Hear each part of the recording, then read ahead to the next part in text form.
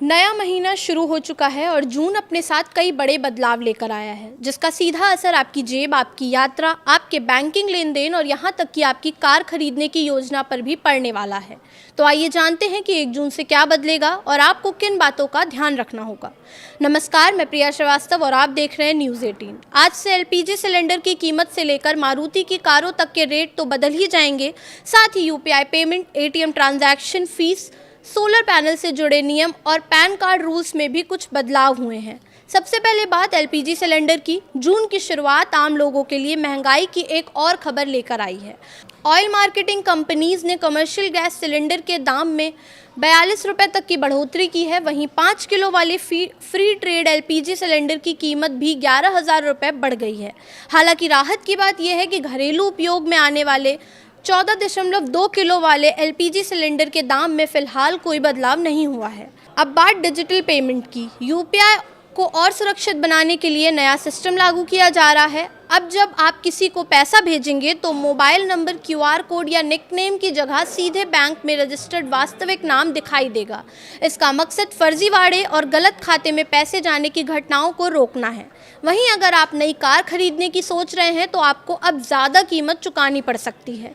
देश की सबसे बड़ी कार निर्माता कंपनी मारुति सुजुकी ने अपने सभी मॉडल की कीमतें 30,000 रुपये तक बढ़ाने का फैसला किया है। वहीं हुंडई ने भी अपने वाहन 12,800 रुपये तक महंगे कर दिए हैं। यानी जून में कार खरीदना आपकी जेब पर बोझ डाल सकता है। अगर बात करें रेलवे की, तो रेल यात्रियों के लिए भी अहम खबर सामने आई है। भारतीय रेलवे जून महीने में बड़े पैमाने पर इंफ्रास्ट्रक्चर और ट्रैक मेंटेनेंस कार्य करने जा रहा है। इसके चलते करीब 77 ट्रेनें रद्द रहेंगी, जबकि कई ट्रेनों के रूट और समय में बदलाव किया गया है। ऐसे में यात्रा से पहले अपनी ट्रेन का स्टेटस ज़रूर चेक कर लें। अब बात पैन कार्ड नियमों की। सरकार ने कुछ नियमों में बदलाव किया है। पहले 50,000 रुपये से ज़्यादा नकद जमा करने पर पैन देना ज़रूरी होता था, लेकिन अब इस शर्त को हटा दिया गया है। वहीं प्रॉपर्टी खरीद बिक्री से जुड़े नियमों में भी बदलाव हुआ है और कुछ मामलों में पैन की अनिवार्यता की सीमा बढ़ा दी गई है।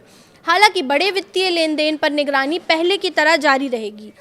सोलर एनर्जी सेक्टर में भी बड़ा बदलाव हुआ है। 1 जून से नए एएलएमएम नियम लागू हो गए हैं। अब सरकारी योजनाओं, सब्सिडी और नेट मीटरिंग से जुड़े प्रोजेक्ट्स में केवल उन्हीं सोलर मॉड्यूल और सेल का उपयोग किया जा सकेगा जो सरकार की मंजूरशुदा सूची में शामिल हैं।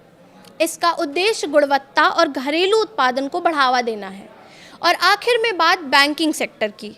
कई बैंकों ने ATM transaction fees, free transaction limit और कैश निकासी नियमों में बदलाव किए हैं। कुछ बैंकों ने डेबिट कार्ड से नकद निकासी की सीमा में भी संशोधन किया है।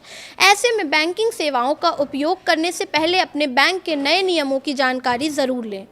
तो कुल मिलाकर जून का महीना आपकी जेब, आपकी यात्रा, आपकी खरीदारी और आपके बैंकिंग व्यवहार पर असर डालने वाला है। इसलिए ज़रूरी है कि आप इन बदलावों से अपडेट रहें और अपने वित्तीय फैसले सोच समझ कर लें। फिलहाल इस वीडियो में इतना ही। ऐसे ही और वीडियोस के लिए देखते रहिए न्यूज़ 18।